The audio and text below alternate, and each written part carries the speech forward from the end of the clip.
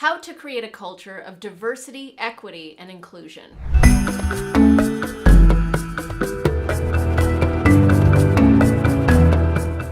In 2020, the Black Lives Matter movement started gaining steam, and many people started paying attention to diversity, equity, and inclusion issues. That's a good thing, but for many, it was performative. And not all leaders actually understand why diversity, equity, and inclusion is important and how to go about fostering a culture that embraces DEI. In 2020 and then 2021, people started hiring a lot of VPs of diversity. You will have noticed that was one of the fastest growing job titles in corporate America. And one of the things that those VPs noticed is that a lot of attention was being paid to the D part of diversity, equity, and inclusion, the diversity, and not enough on the I, the inclusion. It's good for organizations to measure the diversity of their workforce, but once you get that diversity, do the people that you've hired feel like they belong there?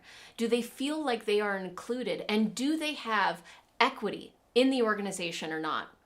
That is what true DE&I looks at. There are only 4 Black CEOs of Fortune 500 companies. Now, why is that? Well, unconscious bias is a huge part of it.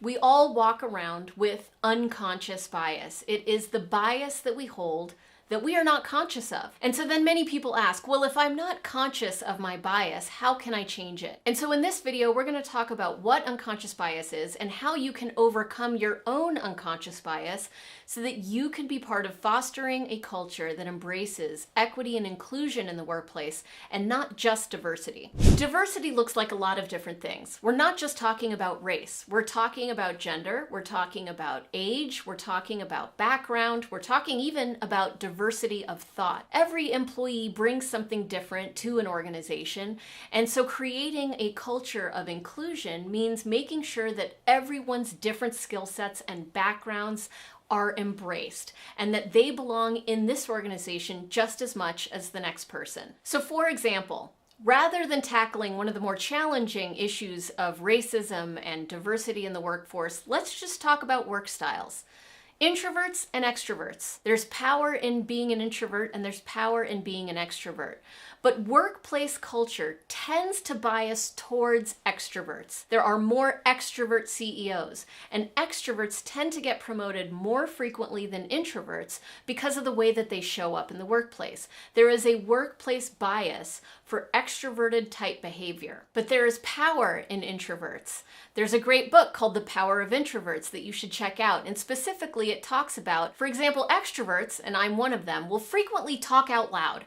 I'll be sitting in a meeting and I'll say, let me just talk out loud for a second. I'm thinking blah, blah, blah, and then maybe I change my mind mid-sentence and say, you know what, forget what I just said, actually I think this. That's an extrovert way of showing up in the workplace.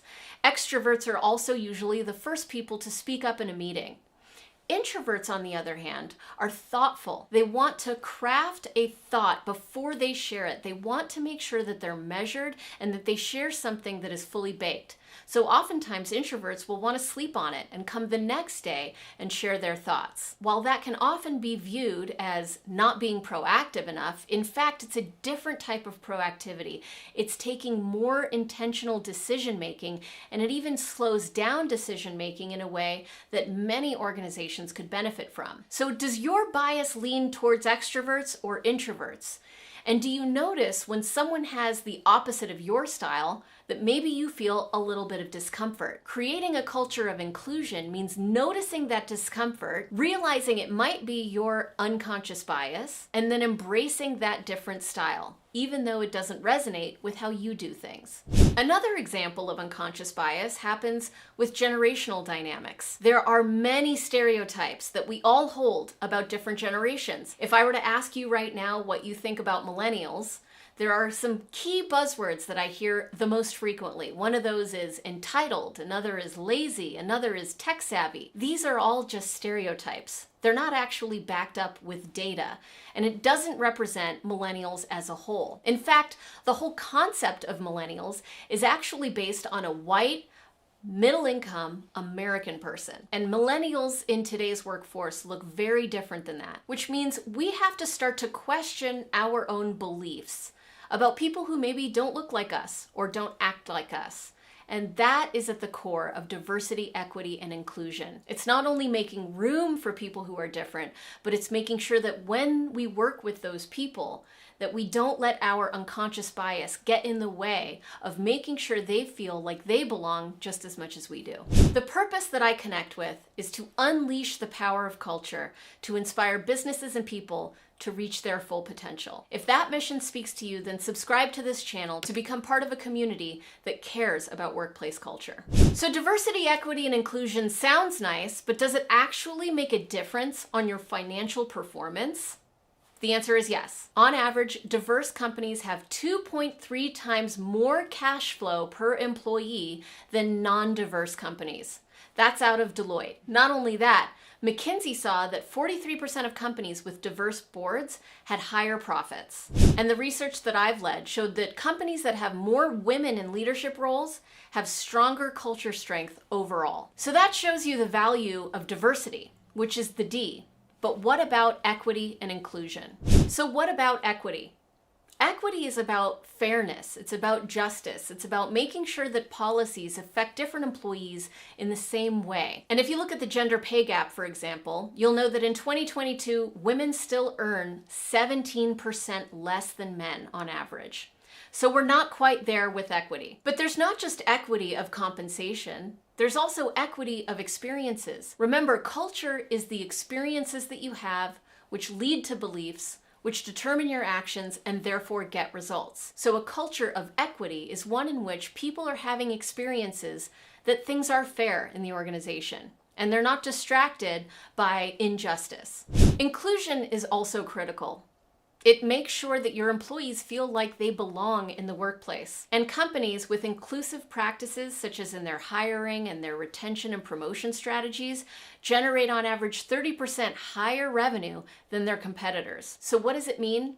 It means making sure everyone feels like they belong just as much as the next person. As an executive, I have been on many calls and in many meetings where I was the only woman in the room. And that can be frustrating, it can be distracting, it can be no big deal, but it can also be something that I notice and I think about. The privilege that the men have in that meeting is that they don't have to think about being the only man in the room. That's not a thought that they're having. They can put all of their attention and focus on the work and productivity that we're discussing. But I notice, I have a thought. Ooh, does anyone else notice that I'm the only woman on the call? Does anyone else notice that there's no other female executives here? Is that a problem? How should I act? Is there anything I should do differently? Even if I determined that I shouldn't change anything about the way that I would show up, I got distracted by the thought. I had a moment in which I was worried. I felt like maybe I wasn't belonging as much as the men in the room. I didn't necessarily feel included, even if the men in the meeting are doing everything in their power to make me feel included. So diversity in and of itself is a powerful driver in creating an inclusive environment. But what can you do individually to make sure that you're creating a culture that is inclusive? There's a concept called in-group, out-group dynamics. It's a natural human tendency in which when we belong to a group, we tend to other the out-group. So for example, New Yorkers love New York. And as a former New Yorker, I can say that I love New York too. And when I lived in New York, I felt like anywhere that wasn't New York wasn't as good. I outgrouped anywhere outside of New York and I in-grouped New York. We do this because when we feel like we belong in a group, it helps boost our self-esteem. We feel like we belong to something and we have pride in that. But the problem is when you other people. And in the workplace, that can show up in a lot of different ways. For example, you might have the marketing department that feels like marketing is the fun, creative group, and we don't like the finance people. Those finance people are technical and more boring. We judge other groups based on stereotypes that we have about them. So avoid in-group and out-group dynamics. Make everyone feel like they're part of the in-group. And better yet, don't even have an out-group. So I have a free gift for you on how to nurture a culture that works for your organization. Go to gift.culture.io or click in the link in the description so that you can get access to free resources that will help you foster the culture that you'd like to see in your organization.